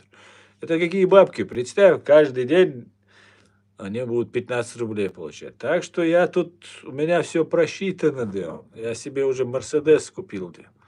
Два причем, да. Шучу, конечно.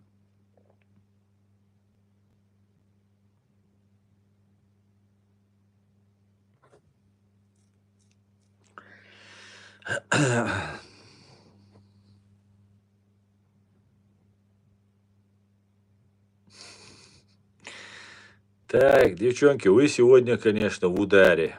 Вам, наверное, обещали по 16 рублей заплатить сегодня.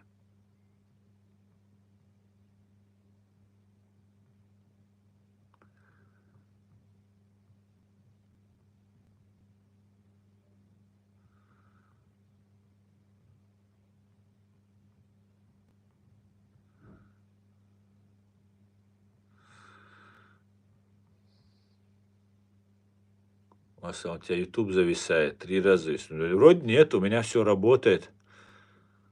Все нормально. Сбоев не было, никто не жаловался.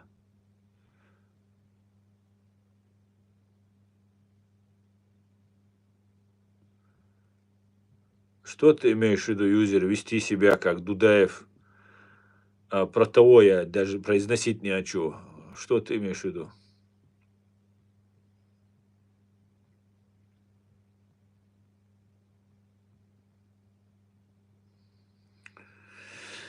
Так.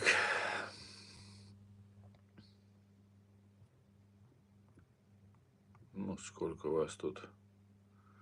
Я не успеваю просто читать.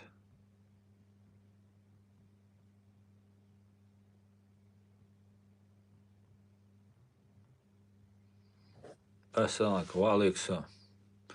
А чё, канал недоступен? Недоступен. На территории фашистской России наш канал запрещен. Я признан иноагентом, а YouTube канал запрещен вашим Роскомпозором. Так что не так-то просто все, да. Правду боятся руснявые, да, боятся. Басаева не хочешь произносить? В смысле, Басаева не хочу произносить. Ты имеешь в виду легендарного героя чеченской нации Шамиля Басаева? Как я не хочу, я им горжусь. О чем ты говоришь? А нельзя, наверное, было. А, да, это опасно, это террористы, да. Нельзя говорить. Русские террористы назвали кого-то террористом. Ужас какой! Или же против меня возбудили уголовные дела, назвали меня террористом. Какой ужас! Как же я боюсь! Как же страшно, да. Они меня могут посадить, да.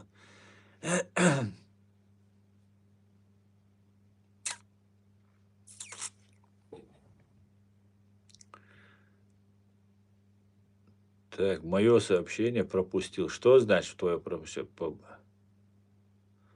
Где я пропустил твое сообщение? Khir ولا أسخت ما خاطر يا نبرت يا زادل أبوي توزك خير دلله مل خير دل بوا خير دل بوا هودين خير دين الساعة عادين دات سان هودين خير دينش يتوزكش وشام دهان ويش إنس دوي دغ متك بوش ليلشام دوي حوزرشي وشام دهان واسشن دي بوبيش دوي شال им ди новой он дальше. О, как не идет. Спасибо. Спасибо. Кстати говоря, если еще раз вот эти усы проверить, надо мне тоже как-то закрутить.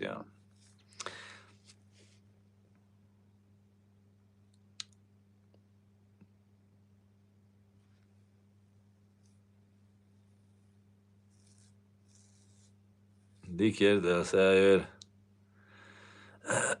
Так.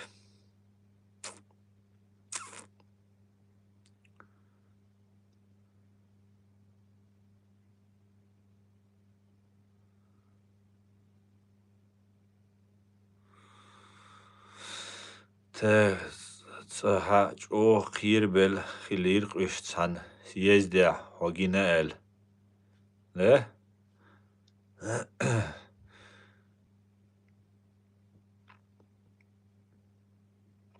Берлине отодолше на боя. Чё хир велир бодедиш? Цинвош, да? Это было бодухес.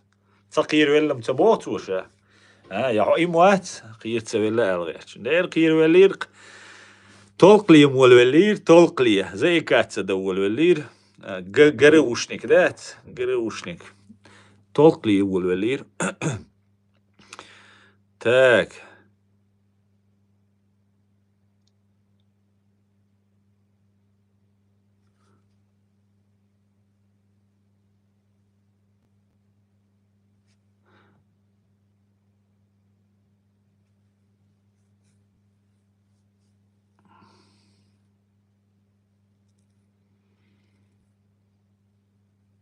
وعليكم السلام. ويا تصدق دو.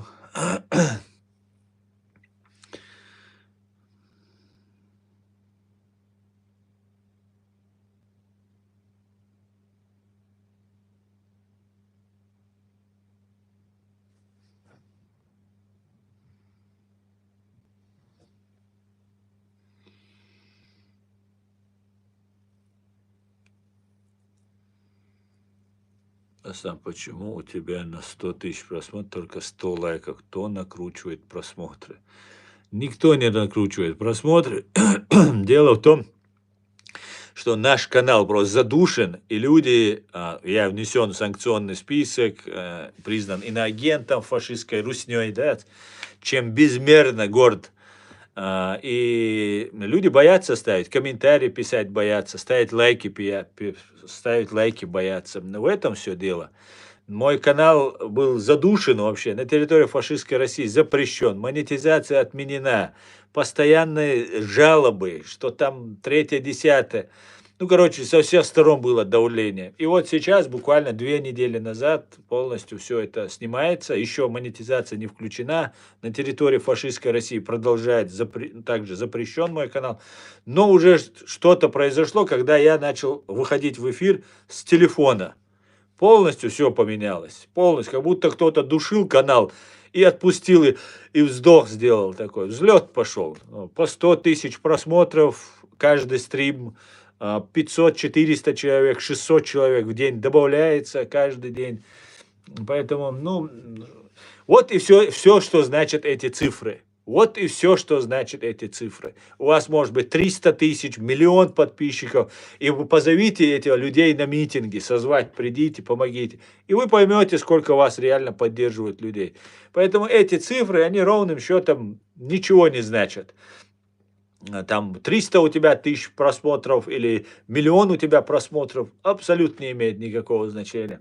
Если это не живые, я ничего никогда не накручивал, в голову даже не приходило что-либо накручивать. Просто мысль, что я буду раскручивать, накручивать, мне это не интересно. Мне интересно, чтобы были живые люди, которые разделяют мои взгляды. И я создаю гражданское общество, информационное пространство я создаю, чеченское гражданское общество. И мне нужны люди, которые разделяют мои взгляды и являются моими единомышленниками. И вот я добиваюсь этого, и я скажу, есть небольшой результат.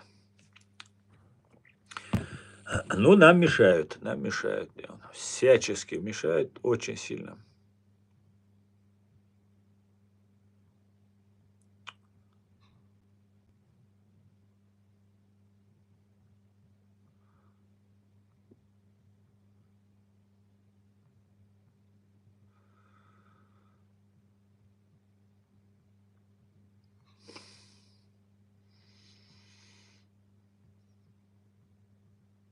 Ну да, молодцы, конечно, вы молодцы. Суваться, и главное, бабки. Для них, да, конечно, ach, смотрите, diese. На самом деле, и том свой, и на юбольшайна, ну, давайте по-русски, раз я на русском у нас стрим. Когда вот эти блогеры, Тузик, Музик, вот эти все появились, ну, я вначале помогал этому человеку, думал, что он реально преследуется, там, третье, десятое, и ему не нужна была моя помощь уже здесь, ему нужно было вступить со мной в конфронтацию. Нужно было ему сделать так, чтобы показать, что вот мы с ним в плохом отношении. А мне, которому начинал вот эту блогерскую публичную деятельность, казалось, что если я буду 100% говорить правду, что бы мне это ни стоило, не имеет значения, какие преграды передо мной, я пробью эти преграды и пройду. Оказывается, это тоже оказалось не совсем правильным моим выводом. Одной правды недостаточно. Одной правды недостаточно, оказывается. Да, она рано или поздно пробьется, эта правда, но вас могут так дискредитировать, так против вас работать. И вся вот эта машина, ФСБшная, ГРУшная машина, которая здесь в Европе находится, и в интернете находится, она вся была развернута против меня. И начали они планомерно, методично, тот же, как его, Сайхан Агаев, вот здесь, в Германии живет. Он там когда-то был моим родственником.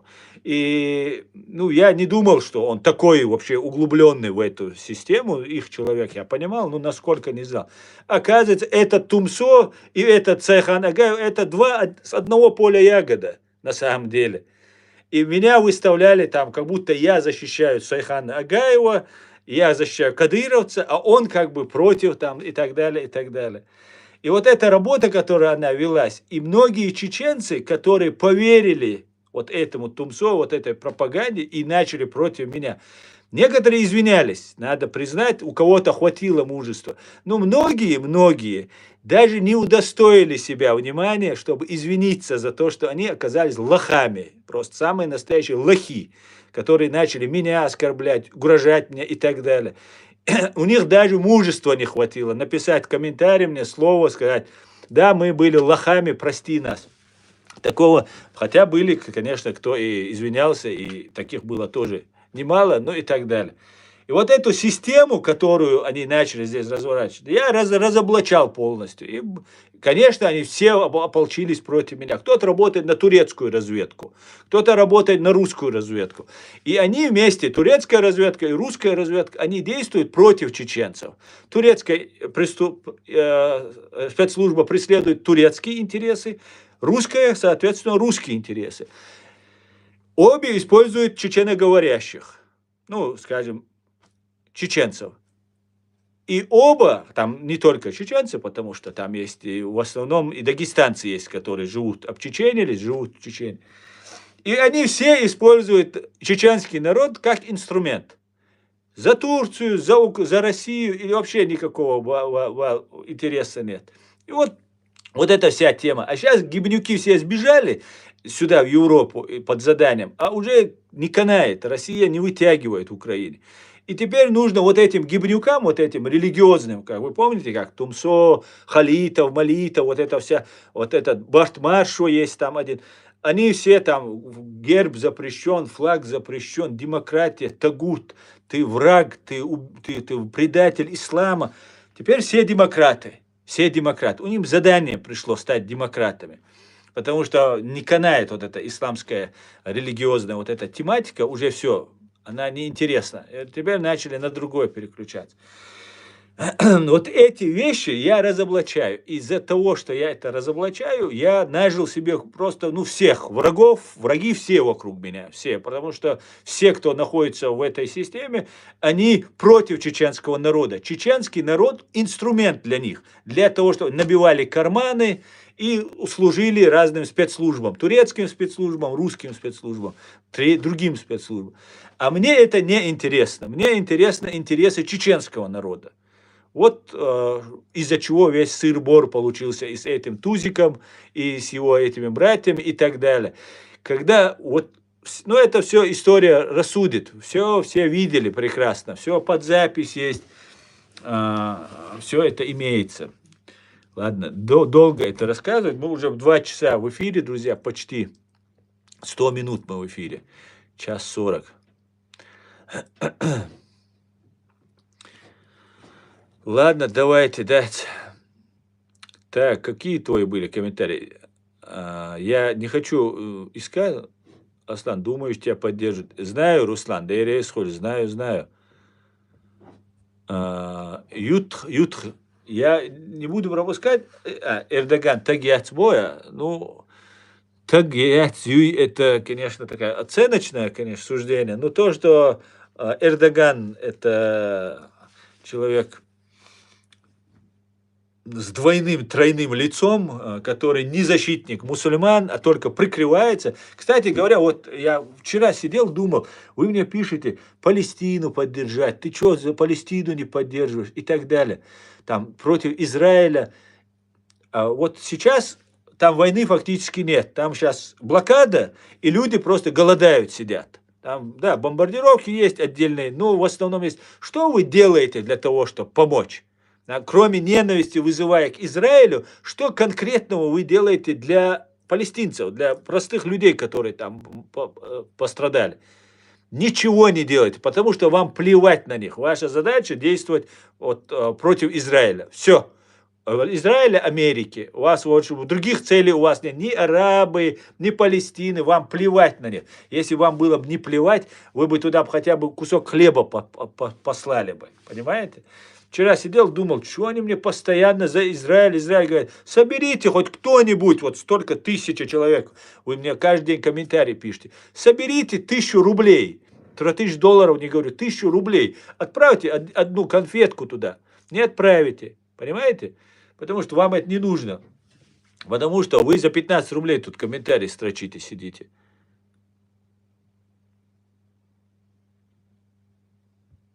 Насчет Мехкел, что они замышляют эти ингушские из Мехкел, я не знаю, я не слежу за этой ситуацией.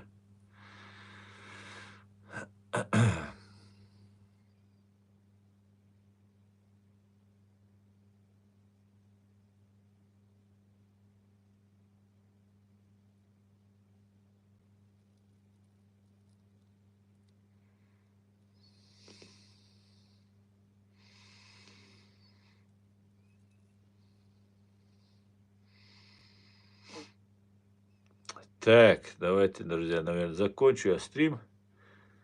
1:43 мы в эфире.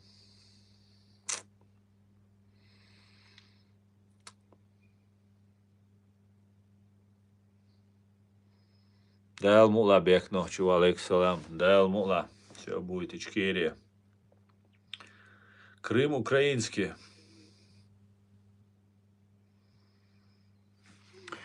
Ты из Америки, тогда ты, так, этот лезет со своим этим.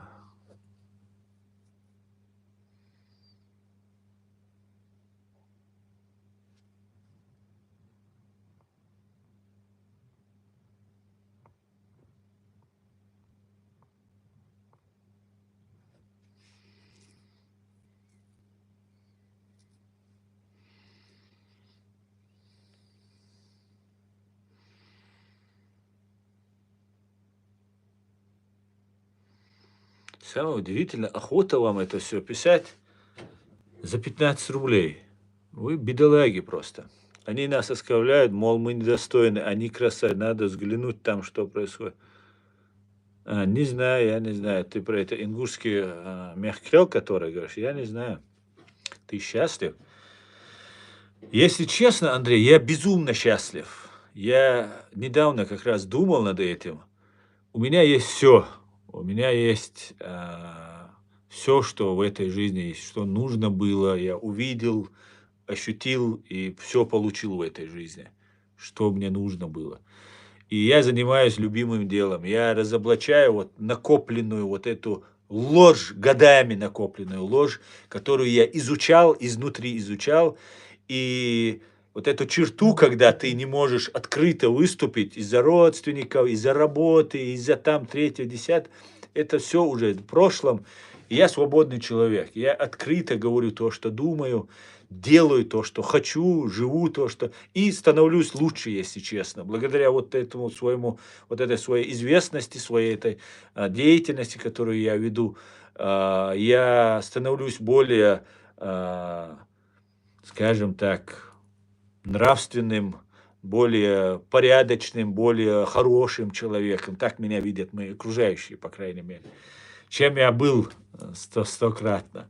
Поэтому даже русня делает меня лучше. Я вот по 15 рублей даю вот этим троллям, их детям, там, женам, чтобы они могли там доширак купить, что-нибудь. А они делают меня лучше. Ну, видите, как мы дополняем друг друга.